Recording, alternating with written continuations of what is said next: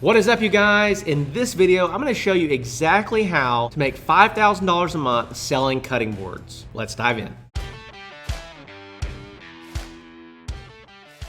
All right, well, welcome back to the podcast. Welcome back to the channel. This podcast episode is number 300 of the Handmade Business Secrets podcast. Pretty cool, crazy benchmark for us. They say that 90% of podcasts don't make it past episode number 1. 95 don't make it past episode number 10. So to say that we've done 300 of these episodes, it's pretty crazy, and I'm proud of the fact that we just kept going. We've been consistent. We've stayed steady for years now, producing content. So guys, if you are new to the channel, go check out the podcast. Go check out the Handmade Business Secrets podcast. We have so much information there. I've talked about literally 300 different topics, and I think it could really benefit you and really help you. Also, just a testament here, just get started. Whatever the thing is that you're trying to do, it doesn't have to be perfect, just do it. The first probably 70 episodes that I recorded of the Handmade Business Secrets podcast, I literally just did it with my phone and voice memo on my phone while driving down the road. And so it doesn't have to be perfect. You just got to get started.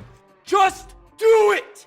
The good news is that no one's listening to you on those first couple podcasts anyway, so you're not any good and you don't have an audience, and that's okay. So just get started. Whatever you're trying to accomplish, whatever dream, whatever goal you have, just get started. I can't say it enough, just do it. So in today's video, in today's podcast episode, I want to talk to you guys about how to build a $5,000 per month cutting board business. Now, I will say this, I am a huge proponent of selling high ticket items, selling expensive things so you don't have to sell a ton of them. Cutting boards does not fall under what I would classify as a high ticket item. However, there are ways to do this that make financial sense and make economic sense in your production environment to where you could do this and it be beneficial for you. And so the number one way to sell $5,000 worth of cutting boards every month is not to sell them individually, but to sell them in bulk. So how are you going to do this? You're going to do this through relationships. You're going to do this through landing 1 to 2 to 3 clients per month on these cutting board services that you're going to offer, okay? Now, let's just simplify and break down the math. I really like to do this. I know some of you guys love to roast me in the comments because I simplify the math for you guys, but it's good to see it this way because it makes it feel reasonable. It makes it feel attainable. And so a lot of times when we say a $5,000 a month cutting board business, you immediately go, no, there's no way. So we simplify the math. I get roasted in the comments, but it helps you understand what I'm trying to get at. So if you're selling $100 boards, $100 cutting boards, you need to sell 50 boards a month. Okay. If you're selling $150 boards, you need to sell 34 boards a month. If you're selling $200 cutting boards, you need to sell 25 a month. Okay. So this isn't unrealistic. This isn't unreasonable. And now I'm going to show you exactly how to make this happen. So most businesses that are selling expensive products or expensive services, let's say like real estate agents, they're selling houses, right? They're making a good commission when they sell a house. Let's think about like insurance agents. When they sign a new client, they sign somebody for life insurance. You think about like car salesmen, they're selling expensive cars, making commissions. Anybody that's selling an expensive product or service where they're landing just a handful of clients every month, but they're making a lot of money doing it, they're gonna have a budget for customer appreciation. They're gonna have a budget to put back into loving on and establishing a really long-term healthy relationship with those clients. We call these sectors in business B2C, business to consumer. Now, if you sell your stuff just to the general public, you're a B2C business too, but what we want to do if we're going to build a $5,000 a month cutting board business is we want to be a B2B business, which we're going to sell to business owners.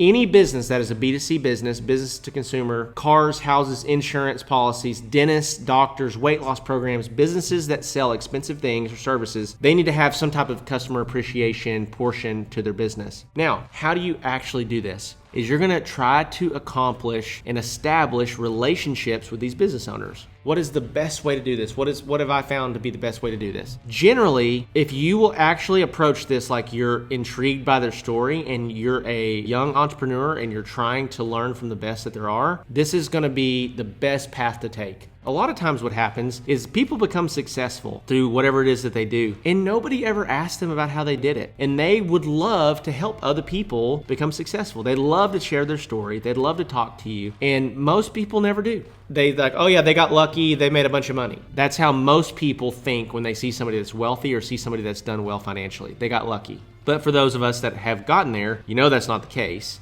If you will approach a successful business owner that has a B2C business selling expensive things to the end consumer and say, hey, my name is Zach Vaught. I'm a young entrepreneur growing a woodworking business, and I'm super interested and intrigued by your story. I'd love to take you to lunch someday. Is there any time that would be available to where I could just hear your story and hear kind of your keys to success and where you've gotten where you are? Most people would be completely and totally open to that. Now, you will have some people that are not. You'll have some people that don't respond, they ghost you, or they just say, yeah, I'm not interested. But most people, if they see a young guy, especially a young guy, if they see a guy trying to succeed, trying to learn, they feel obligated and they would love to help that person succeed.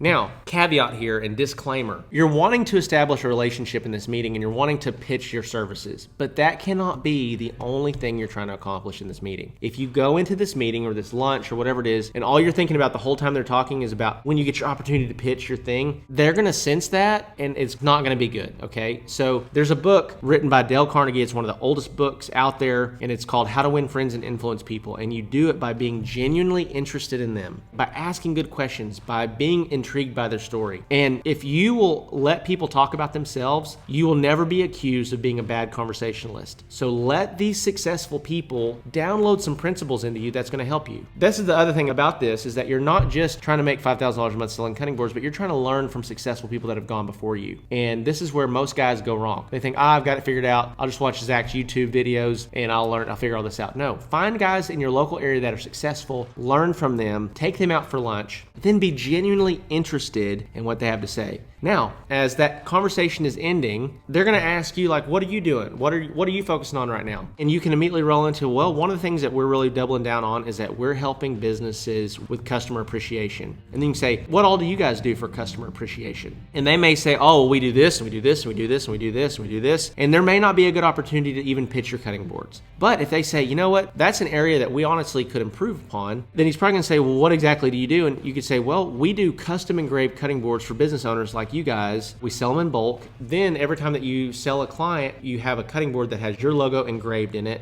and you can give this to them or mail it to them with a thank you card, with a gift card, whatever that might be. It leaves a really good taste in your customer's mouth. It's a low cost expense that can go a long way with establishing long-term relationships. And that's where you start getting that ball rolling with that client or with that business owner. And what you're trying to do is you're trying to sell 20 or 30 or 50 or 100 cutting boards all at once. And the best way to do this, I've found, is to stagger your pricing model. So if they only do 10 or 15 or 20, they're paying more per board. At 30, they're paying less. At 50, they're paying less. And at 100, they're paying less. But if you have a CNC machine, if you can glue up these boards, you can do a ton of these guys really, really fast. So let's say you started and they're $160 or $170 a board. Now this is going to depend on the materials you use, how thick the board is, all these different things. But let's say that you start off and you're doing $175 a board if they just do 10, but at 100 boards, they're $100 a piece. You need to know your numbers and your economies of scale to make that work. But this is how you land singular clients, one guy, one contact that's going to place an order for 20, 30, 50, 100, 500 boards. And you never know what could come from a relationship like this. And the best part of this, guys, is that you're not just trying to make money, but you're establishing relationships with trusted guys that have been in business for a long time, that are successful, that know more than you do, that can help you on your journey and that can speak life into your business. This is how you land and you develop a $5,000 per month cutting board business. So if you are looking for more woodworking business tips, definitely encourage you to subscribe to the page. Let me know in the comments below what your thoughts are around this idea. If you are looking for some resources, we've got several in the description below. So number one, a free resource for you is the Handmade Business Secrets ebook. It's a PDF ebook. It's about 100 pages long that I wrote to help guys like you that are getting started as woodworking business owners and help you see how I kind of develop my business and how you can do the same. Number two is if you're trying to really get some traction and you're just getting started out, but you're trying to get to where you're doing $5,000 to $10,000 per month, check out the Handmade Hero Academy program that we offer. It's a low cost program. And guys, if you sell one product, if you sell like one high ticket product, it more than pays for itself, literally all year long. You can take the principles from the program, sell one thing, and it's going to pay for itself, okay? And then number three is if you're really looking to scale, if you're really looking to grow to where you're doing $10, $20, $30, $50,000 per month inside of your woodworking business, be sure to check out the Woodworking Business Accelerator program. We have over 35 clients in that program right now that are crushing it all over the United States and Canada, and we would love for you to be the next one. So with that being said, love you guys. I'll see you in the next video.